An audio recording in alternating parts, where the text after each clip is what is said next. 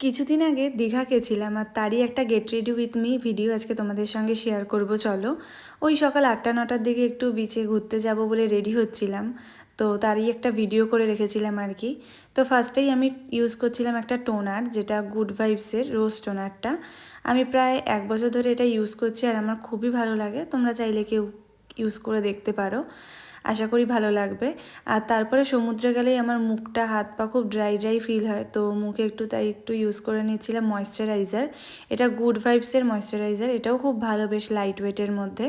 আর তারপরে যেটা মেন সেটা হচ্ছে সানস্ক্রিন। আর আমিও সানস্ক্রিন ইউজ করেছিলাম, বাট সেটার ক্লিপটা নিতে ভুলে গেছি। যাই হোক, আর এদিকে আমার চুলের অবস্থা দেখো। আমার চুল কিন্তু স্মুথনিং করা, বাট আমি রাত্রেবেলা এমনভাবে চুলটাকে বেঁধে শুয়েছি যে দেখো চুলের অবস্থা খারাপ হয়ে গেছে। দেখে তো মনে হচ্ছে আমি যেন চুল কাল করেছি। যাই হোক, খারাপ লাগছে না। আর তোমাদের সঙ্গে এটারই একটা সেকেন্ড পার্ট শেয়ার করব। এখন চলো